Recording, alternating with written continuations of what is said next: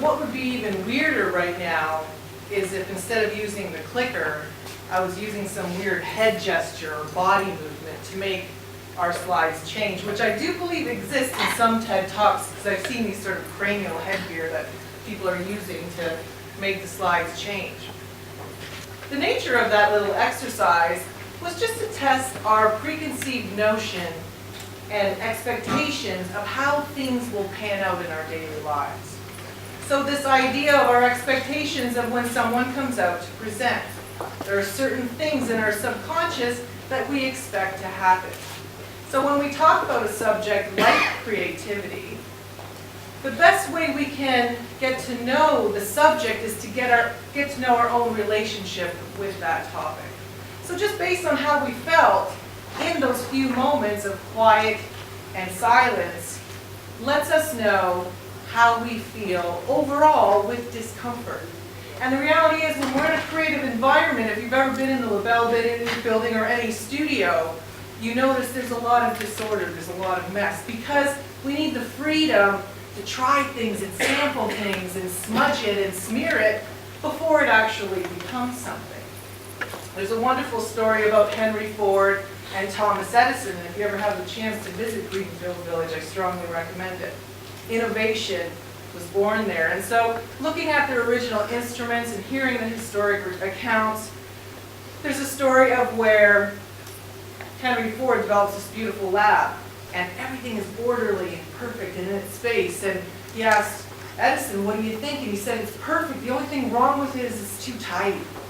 And that's exactly it. In order to come up with creative solutions, we have to be willing to get a little messy and a little uncomfortable. So if you have the opportunity with your phone, you can snap this code. If not, I believe there is a copy of it in your delegate package. So instead of needing to take notes or kind of jot down the people I note or the concepts, this code will take you to the link, which explains everything and has a lot of great links that you can refer to. So where does creativity live? You know, this concept of creativity as a commodity, as a necessity in our corporate vision, our economy, and where we're going forward is a fairly new subject. People like Daniel Pink and his peers are beginning to teach and speak on this topic because we're running into a situation where we're running out of ideas. And ideas that are brought forward tend to get shot down before they even get out of the starting gate. So even though it's an important subject, we're experiencing a lot of challenges in how to make it something that's attainable in our group setting. What does creativity have to do with our health? Well, the best way I can explain that is, what is the first question the doctor asks you? How are you feeling today? Describe to me what your symptoms are like. Our ability to describe and communicate details is what gets us further in life. So if we're in a situation where we need immediate care, our ability to communicate what's wrong is critical. Vice versa, when we're looking for positive outcomes, our ability to communicate what we are after helps us reach our goals. So there definitely is a connection. So again, we're really dealing with the ramifications of the creative arts, the performing arts, our priority on those subjects, removing them steadily year by year out of our education system. Removing excursions like this from our education system and our corporate environment. TED, the platform, brought that back to the corporate market, brought it back to the forefront for us. So even though it's a priority, integrating it can be challenging. So I often use the analogy where, you know, we're on a jet ski trying to make a U-turn, or we're on a cruise ship making a U-turn. Both can be achieved. One's a little more complicated and takes a little more time. So if we're the agile jet ski, it's our job to keep the discussion open and keep solutions discussed to help that cruise ship catch up. Because in the end, we're all navigating the same sea. And collaboration is that open forum of discussion. So on a personal level, it allows us to test our boundaries. So my little introduction was an immediate way of our testing our personal boundaries with a creative environment. And it was already brought up a couple of times today, which I really applaud the other speakers, because this idea of sharing our ideas in front of other people petrifies us. They say that one of the top worst fears of a human being is doing exactly this, speaking in front of each other. I can tell you chemotherapy and radiation is really a lot worse than this. You know, there are things that are really a lot worse than standing here and talking to people, other human beings. But somehow we've been taught to close up, don't talk, study, research it. Have you done your homework yet? Don't talk yet. You haven't proofread that yet. So by the time that document is impeccable, it's irrelevant. Apple is the genius of that. They ship things out all the time that are flawed. They leave it up to the public to figure it out. Yet people wait in line for their products all the time. So this idea of allowing ourselves to be free and express ourselves is something that has not been taught to us. And in fact, the opposite has been taught. How often I hear people say, "Oh, I can't draw, I suck at drawing." Or somewhere in a classroom, someone told them, because you can replicate something identically of how you see it, therefore you are not creative. Maybe study math. You're better at math. Or Johnny's good in sports. Maybe he'll play football. I don't know. As a visual artist, I went to school with many athletes, people of all sorts of personalities, types, and the thing that united us was our need to express ourselves. And we were taught to share our ideas and talk to each other like peers who wanted to see each other succeed. As a grown-up in the working world, I quickly realized that was not taught in other subjects.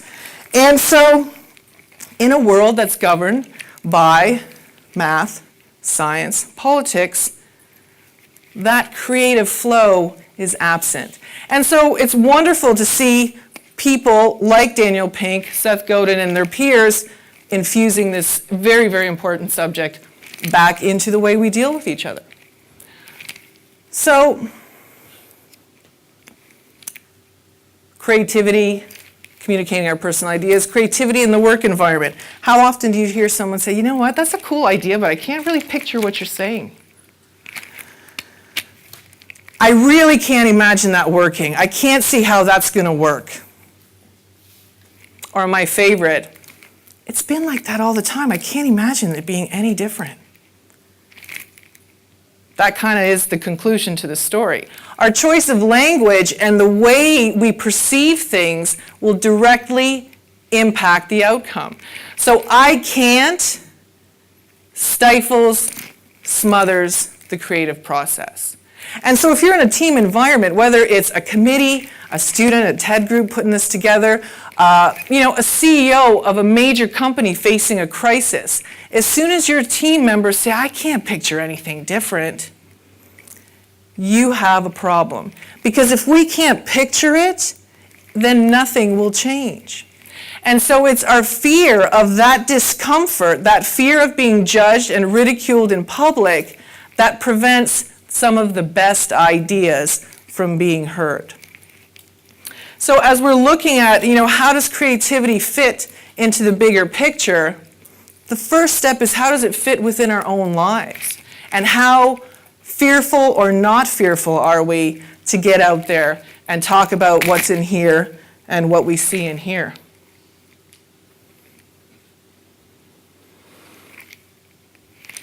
There's a natural resistance. We're ingrained to not want to change. Because when we're comfortable, we feel in control. Life is good. And when the creative process and things start to get messy, our natural alarm goes off. And so for me, I love the fitness industry was a perfect industry for me because it was never the same thing twice. I was dealing with different people all the time, and I had to be very creative in how to teach people who had never exercised before, never played sports in their young lives, people in their 50s picking up a dumbbell for the first time. A tricep press, tricep extension, one of the hardest things to teach a person.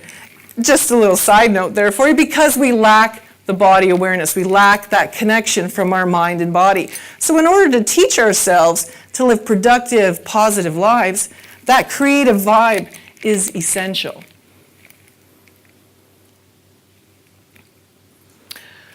So as we kind of wrap up, one of the reasons why I chose this code as a method to give you the information, save you the note-taking, is it's just another example of how a weird symbol, something we've never really seen, well, if you're my age, this is a new thing, but we're always seeing new ways of spreading information and spreading ideas. So from this little weird symbol, it connects you to information that is important, educational, and a whole lot condensed in that little square. So through these abstract concepts, we're able to share and communicate. So, English is a global language. I think code is our new language.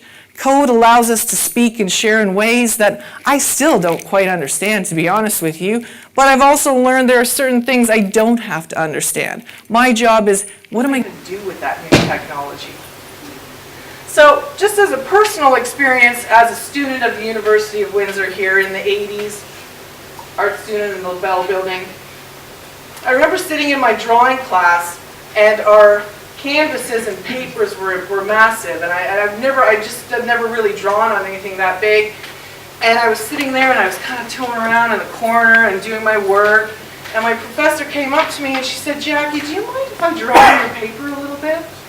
And I said, "Yeah, sure, no problem." And I stepped back, I'm all proud of my work, and I'm thinking she's going to continue working where I left off. And I'm a tall person, she's probably like this big to me, and walks up to my canvas and just starts making these lines and crazy stuff. And I just sat there and went, oh, I just worked on that for 2 hours. But after I got over the shock and the violation of my private work, I realized, wow, I had no idea what she was even asking me to do. And when I realized how much space in that canvas she had occupied in literally less than 60 seconds, and the lesson at that moment was I was limiting my scope, I was limiting my field of what I could see, where I was so busy in this little corner that I was missing the entire opportunity of this huge canvas. And so that was a pivotal shift for me for 2 reasons. One, it taught me to think big. So with our little devices right now, it's killing me because it's this big and I'm used to drawing on huge, like something this big. But, I'm adjusting. But also the idea of never underestimate where a lesson will come. I think one of the reasons I'm a great teacher is I'm a better student. I love learning from people, and I never underestimate who my next teacher will be. And so I thank my professors that taught me to think conceptually and picture things and honor other ideas that I don't maybe get right now, understanding that through dialogue and supportive, compassionate interaction, we truly can achieve magic and miracles. So it's my pleasure and honor to spend today with you. Congratulations, students of University of Windsor. This is an amazing event, and much peace and joy with you today.